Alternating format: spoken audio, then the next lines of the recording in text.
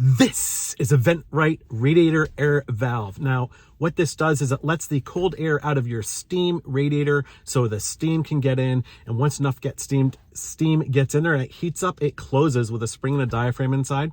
Now, this one has a secret, and the secret is this one is adjustable. So you can control when this will activate and close off the vent. So if your radiator is too hot, you turn it down to a lower number. If it's too cold, you turn it up to a higher number. This is a great way to balance your radiators in your home. Plus, if they're leaking, if they're just hissing and they're not closing, it's time to change them. I'm going to show you how to do it the right way. So I arrived on site and started working on the client's radiator and realized I forgot to press record. So I already got this one out.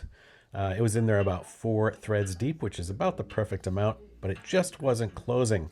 So we're going to replace it.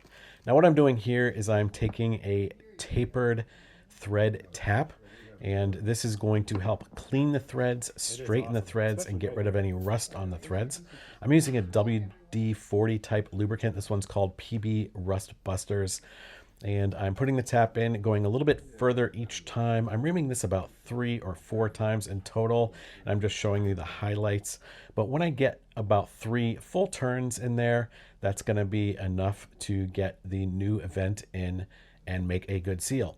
So I wrapped Teflon tape in a clockwise motion while you're looking at the threads, and I wrapped this around about 4 times. Now I like to screw this in with one hand only, about 3 to 3.5 times, and then the last half turn to full turn you can use 2 hands.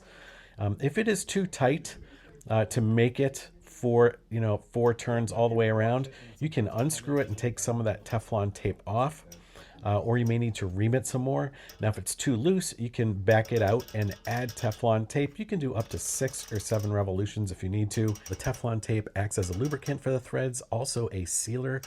But the other benefit is it acts as a barrier against rust and corrosion, so you can remove it later. So this has different settings on it.